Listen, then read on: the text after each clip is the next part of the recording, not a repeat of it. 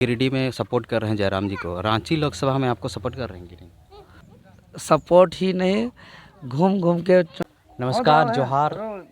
अभी जिस तरह से गर्मी बढ़ते जा रही है उस तरह से लोकसभा भी चुनाव है, लोकसभा का भी गर्मी बढ़ते जा रही है और रांची लोकसभा में बीजेपी और कांग्रेस ने भी अपने प्रत्याशी दे दिया है और जेबीके से जेएलके का भी प्रत्याशी पहले से घोषित है और अभी हमारे बीच में जेएलके जेबीके के उपाध्यक्ष और रांची लोकसभा के प्रत्याशी देवेंद्रनाथ महतो जी हमारे बीच में है।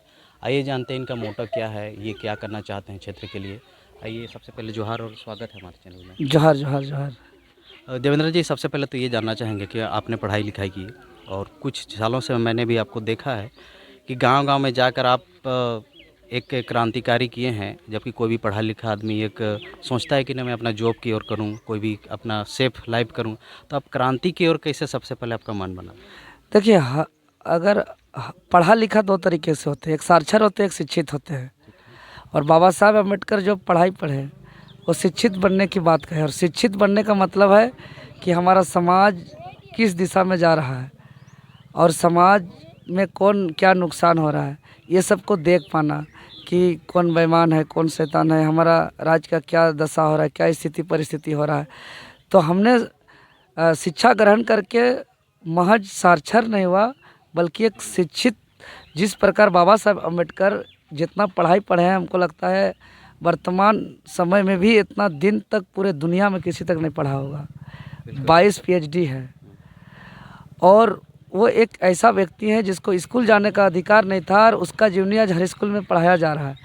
और हम सभी ने बाबा साहब अम्बेडकर को आदर्श मानते हुए उसका जीवनी को जब से पढ़ा है और अपने समाज, अपने झारखंड का हक अधिकार को छीनते देखा है, तब से अपना आत्मा से, अपना दिल से एक पुकार आया कि अगर इसी तरह चलता रहेगा तो हमारा आने वाला भविष्य के लिए कुछ नहीं बचेगा। आज देखिए, एक ब्लॉक जहाँ सरकारी लाभ बांटना चाहिए वहाँ सरकारी लाभ बेचा जा रहा है।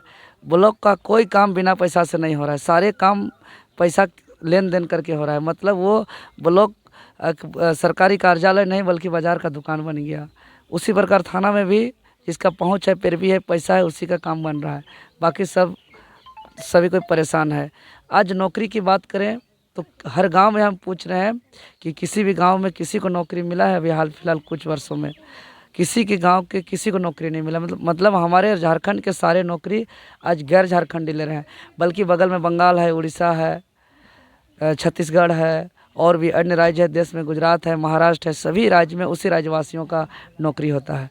और आज हम बहुत मेहनत से चूँकि स्कूल से ही हम काम करते करते पढ़ाई किए हैं, गाय बकरी चराते हुए पढ़ाई किए हैं और सरकारी स्कूल से पढ़ाई किए हैं और पढ़ते पढ़ते अभी हम 2 सब्जेक्ट से पीजी किए हैं, बीएड किए हैं, अभी हम रिसर्च कर रहे हैं, पीएचडी मेरा चल रहा है।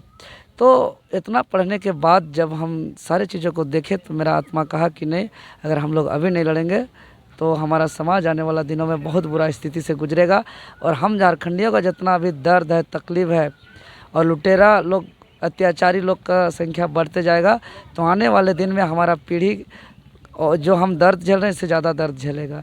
ये सब मन में ख्याल आया। फिर टाइगर जयराम जी हमारे साथी आए और टाइगर जयराम जी अभी ग्रामीण इलाका में एक विचार बन करके जगाए। तो ये सारे चीज़ों को देखते हुए हम लोग ने निर्णय लिया कि पूरा जीवन समर्पित कर देंगे पूरा इस राज्य को बचाने के लिए। और ये आंदोलन में हम अपना माँ को खोए हैं। आंदोलन में हम बहुत थानों पे हम हर धारा अपने ऊपर लिए हैं। मतलब कहा जाए तो टोटली आप झारखंड का परिदृश्य और जॉब का चाहे ये सारे चीज़ देख के आपने आंदोलन में आया, जी बिल्कुल। और हमने तो बार बार ऑन कैमरा सरकार को, नेता को बार बार हमने कहा कि हमको नेतागिरी चुनाव से कोई मतलब नहीं, हमको अपना हक अधिकार दे दीजिए, नीति कानून बना दीजिए। हम हर सत्र में बोले हैं कि ये सत्र में दे दीजिए, हम लोग छोड़ देंगे। लेकिन आज देखिए, आज हम लोग हर आंदोलन को ऐतिहासिक सफल बनाए, चाहे मुख्यमंत्री आवास घेराव, विधानसभा घेराव, झारखंड बंद, विधायक सांसद लिखित समर्थन, लेकिन एक अक्षर नहीं सुधरा। बदले में आंदोलन में हम अपना माँ खोए, बदन में बहुत लाठी डंडा पड़ा, एफआईआर हुआ मेरे ऊपर। लेकिन अब एक ही रास्ता बचता है कि अब नया राजनीतिक विकल्प और राजनीतिक कदम और राजनीतिक शक्ति प्राप्त करके अब यहाँ हक अधिकार देना, क्योंकि राजनीतिक शक्ति एक ऐसा शक्ति है जिससे हर समस्या का दरवाज़ा का बंद ताला का चाबी खुल सकता है। अच्छा, एक चीज़, अभी तो आपने राजनीति का कदम बढ़ाया ही और रांची लोकसभा में आप हैं, तो रांची लोकसभा में संजय सेठ हैं जो मोदी एक मतलब एक भारत में एक अच्छा छाप है। इसके अलावा आपके अपोजिशन में है कांग्रेस के अभी नेत्री जो, तो आप मतलब अब मेरा कहने का अर्थ ये हुआ कि आपका पलड़ा किसके साथ लग रहा है?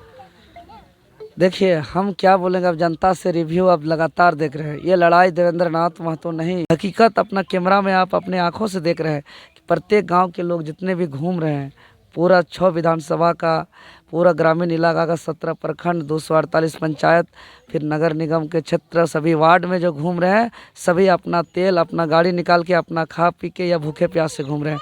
ये इतिहास में पहली बार देखने को मिल रहा है।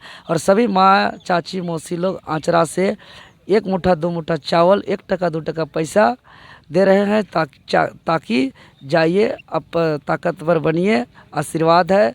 और जो सबका नुकसान हो रहा है, इस नुकसान होने से इस राज्य को बचाइए। अच्छा, और एक चीज़ जानना चाहेंगे, क्योंकि अभी केजेपी जो अमित महतो हैं जो संस्थापक, वो गिरिडीह में सपोर्ट कर रहे हैं जयराम जी को, रांची लोकसभा में आपको सपोर्ट कर रहे हैं कि नहीं?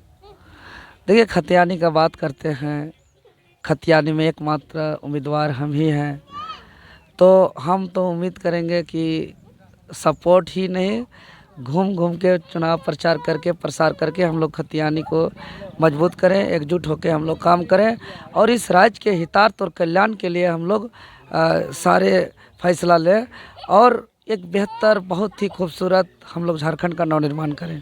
चलिए, समय देने के लिए बहुत बहुत धन्यवाद। धन्यवाद।